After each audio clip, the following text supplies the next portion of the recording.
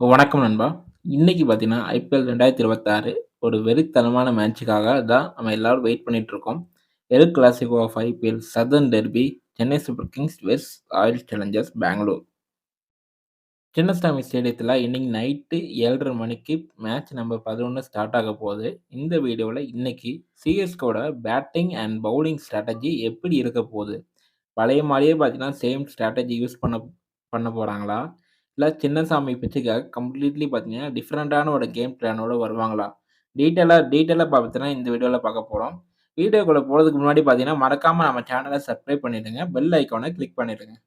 முதல்ல நம்ம சின்னசாமி பிட்சு பத்தி பேசியே ஆகணும். சின்னசாமி பார்த்தீங்கன்னா ஒரு அப்சல்யூட் பார்த்தீங்கன்னா பேட்டிங் பிட்சு. பவுண்டரீஸ் பார்த்தீங்கன்னா ரொம்ப சின்னது. பிட்சு ஃப்ளாட்டா இருக்கும். 180லேருந்து 190 அடிச்சா கூட ஸ்கோர் சேவ் கிடையவே கிடையாது. சேசிங் டீமுக்கு கண்டிப்பா அட்வான்டேஜா இருக்கும். எஸ்பெஷலி பார்த்தீங்கன்னா செகண்ட் ஹாஃப்ல டியூ ஃபேக்டர் ப்ளே ஆகும். ஸோ டாஸ் வின் பண்ற டீம் பார்த்தீங்கன்னா, டெஃபினெட்லி பார்த்தீங்கன்னா பவுலிங் தான் சூஸ் பண்ணுவாங்க. இந்த மாரி ஒரு ஹை ஸ்கோர் கிரவுண்ட்ல சிஎஸ்கேவோட normal take it deep strategy work ஆகுமா? கண்டிப்பா பார்த்தீங்கன்னா, அது ஒரு பெரிய டவுட் தான் அது. பேட்டிங்க பொறுத்தவரைக்கும் சிஎஸ்கே இன்னைக்கு ஒரு டிஃபென்ஸ் ஸ்ட்ராட்டஜி தான் அப்ரோச் பண்ணி ஆகணும்.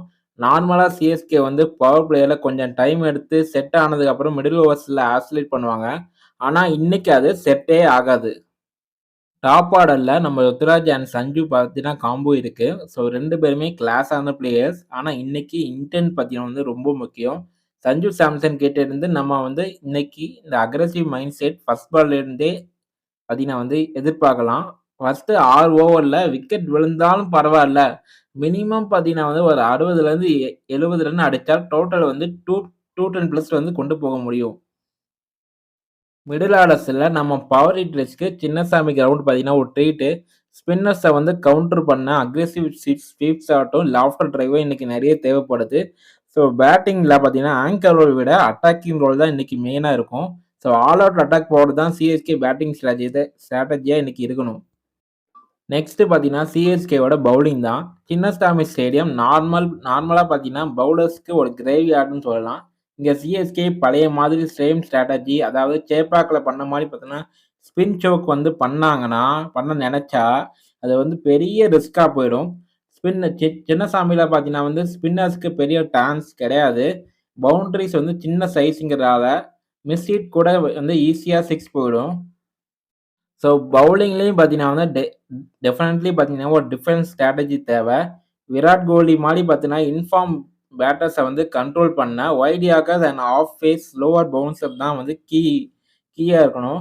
பவர் பிளேயர்ல பார்த்தீங்கன்னா ஃபாஸ்ட் பவுலர் கொஞ்சம் ஸ்விங் கிடைக்குமான்னு பார்க்கணும்.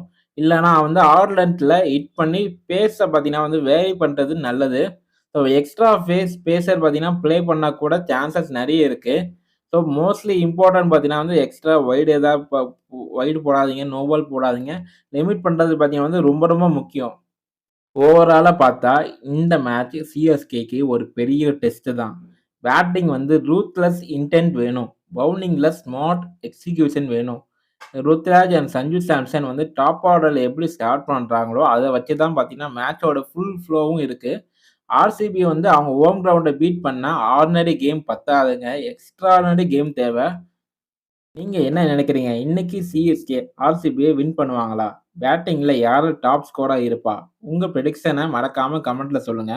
நம்ம டிஸ்கஸ் பண்ணுவோம். இந்த மேட்சோட போஸ்ட் மேட்ச் அனாலிசிஸ் அடுத்த நம்ம வீடியோல சந்திப்போம். And then signing off from Karthik. Thank you.